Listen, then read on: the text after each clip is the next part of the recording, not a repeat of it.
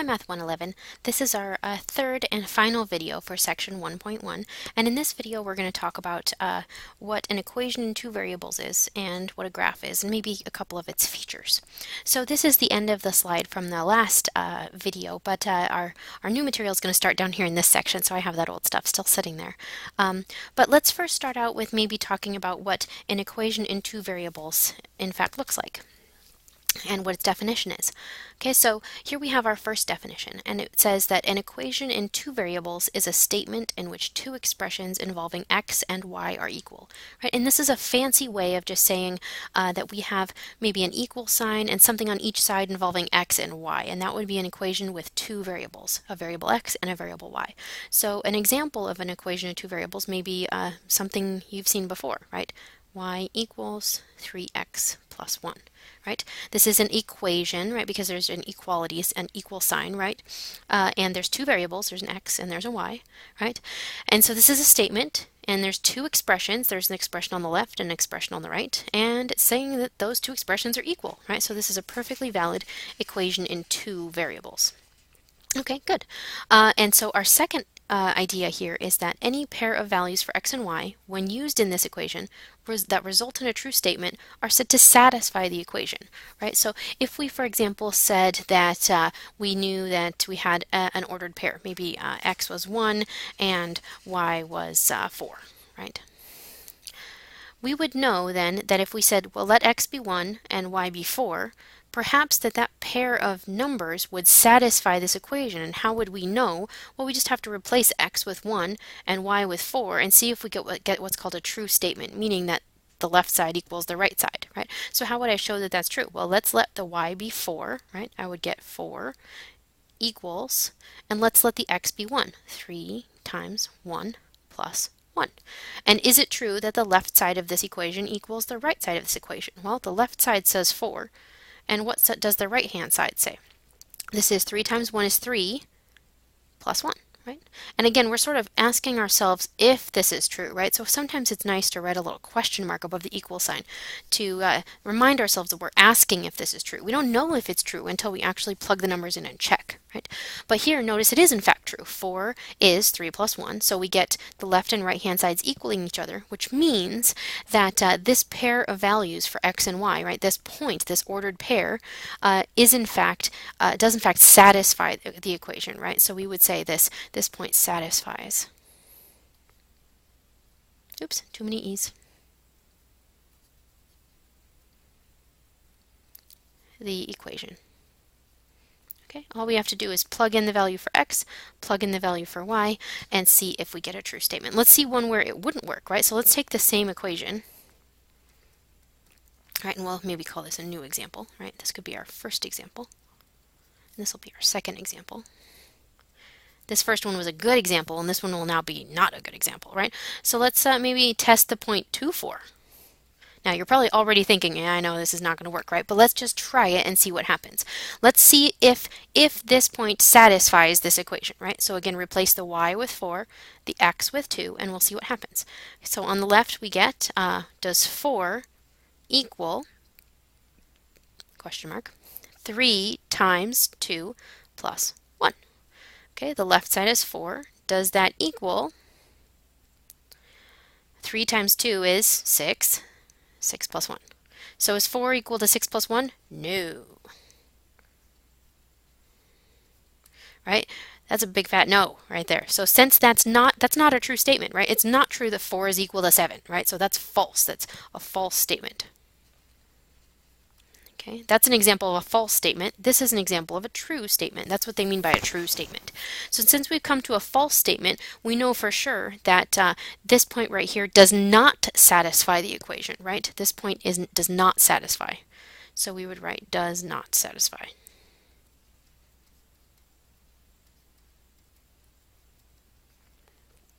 And so we know for sure that point does not satisfy that equation. Good? Excellent. So points that do in fact satisfy the equation are really important in terms of when we think about graphing, right? And this is where we can actually talk about maybe we'll leave off section 1.2 for right now. But we'll talk about how we know a point is in fact on what's called the graph, right, of an equation. Let's see.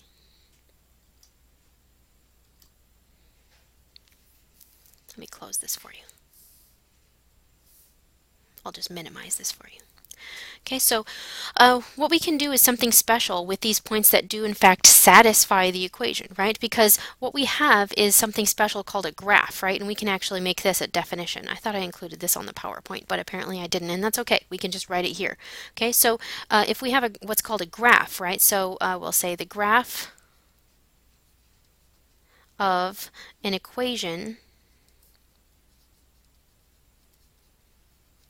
in two variables is the set, it's a collection, right? It's the set of all points that satisfy the equation. Right? And that's what a graph is, right? It's the visual representation of all the points that satisfy the equation, right? So it's this really great sort of visual way to see what the relationship that's being exhibited in the equation is, right? So for example, if I ask something like determine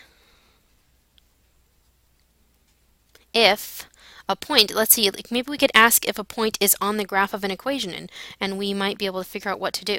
So let's determine if this point is on the graph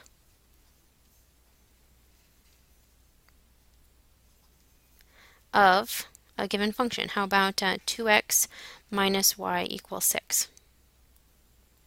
Okay, so how do we find out if this point is on the graph of this equation here, right? Well, remember, we just said that a graph is the collection of all the points that satisfy the equation. So really, all we need to determine is if this ordered pair, this point, satisfies this equation. If it does, then that point is going to be on the graph of this equation, right? It's going to be on whatever this is. Maybe it's a line or maybe a parabola or something. We'll figure that out later maybe. But for right now, all we need to know is if this point is living on the graph. Does this point satisfy this equation? Well, determining if it satisfies means, remember, replacing this number in for the x and this second number in for the y and seeing if we get a true statement. Okay, so let's do that. Let's let x be 1 and y be -6, and we'll see if we get a true statement. Okay, so we need to see if 2 times, what is x again? X is 1, minus y, what is y? -6. Careful with your negatives. And we want to know, does that equal the right-hand side, which is 6? There's no variables over here to plug in, right? So we just have a 6 over there already. Okay, so this is what 2 times 1 is 2. Minus a minus is plus. Is it true that 2 plus 6 is equal to 6? That's, again, a big fat no, right? No. Okay. So what that means is since this point does not satisfy this equation, that means that that point cannot be on the graph of this equation, right? It's not possible for it to be on there, okay? So let's see. We could, if we wanted to graph any equation, we could just figure out a bunch of points that satisfy it and plot all of those and connect the dots, if you will, right? I think you did this in Math 65 maybe, plotting points and then connecting them to figure out what the graph of an equation looks like. But we also have this now fancy tool, which has been staring at you now while I've been talking, right? To see what some graphs look like. And you got a little taste of that on our calculator introduction we did the other day, right? So let's see if we can make use of this thing to graph an equation. Okay, so let's see. Let's try this one. Okay, I'm going to give you something a little bit complicated here, but don't be scared. So let's graph 3x squared minus 12y equals 6. Okay, and maybe you don't know what this is, maybe you do, it doesn't matter because we're going to use our handy graphing calculator here to figure out what it looks like, and feel free again to use yours as we're moving through this example. Okay, so first, what we need to do is turn our calculator on. You'll notice over here in this white square here, this is called my key press history. This is going to show you the buttons that I've pushed on my calculator so that if you can't follow along or see my little cursor maybe, you can see what button I recently pushed. Okay, so the first thing I'm going to do is turn my calculator on, right? So notice I've pushed the on button.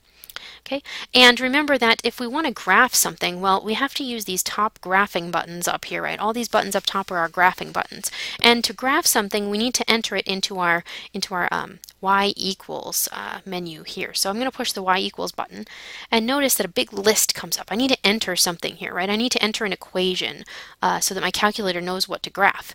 Okay, well, let's go back over here to our example. Well, I don't see a y equals, do you? So that's a little troublesome. But I bet we could do a little bit of algebra to get that to say y equals. All right, so let's start out by restating what we've got. Okay, let's see. I want to solve for y here so that I have an ability to plug something in here. I can't write anything unless it's y equals, right? So let's see. What could we do? We could do a couple of different things, right? I think what we could do is not divide, but subtract this 3x squared across. So if I do that, I'm left with minus 12y equals 6 minus 3x squared. And then I could divide by the negative 12. So I could do y equals 6 minus 3x squared divided by negative 12. I just divided both sides by negative 12, right? Okay, and notice that this is the same equation because everything I did was the legitimate operation, and it's now y equals, right? If you want to simplify it, fine, but you don't have to. Okay, I'm going to keep it like this so that I can show you also how to enter things that have numerators that you want to be careful about entering. Let's enter this into our calculator. So I want to enter this whole numerator, so I'm going to use some parentheses here. Parentheses, and I'm going to do 6 minus 3x squared. Close the parentheses because that's now my whole numerator. And I want to divide that by negative 12.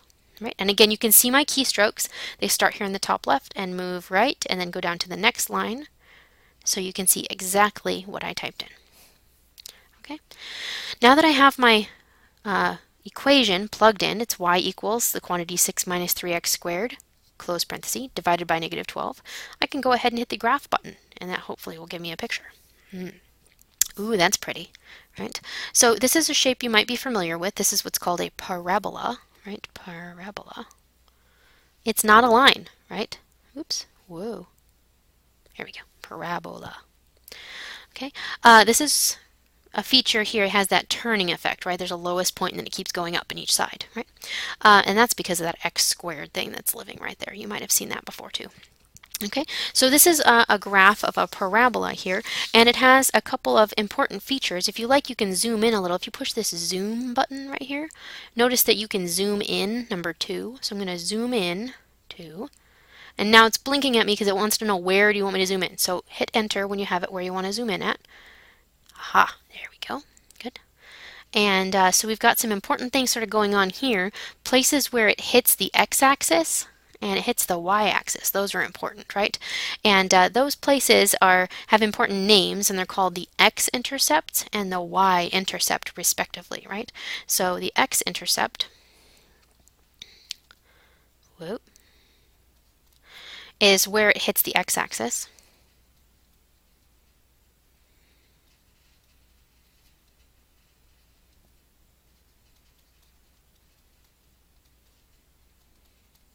And the y-intercept is where it hits the y-axis. I keep hitting my button. There we go. Where hits.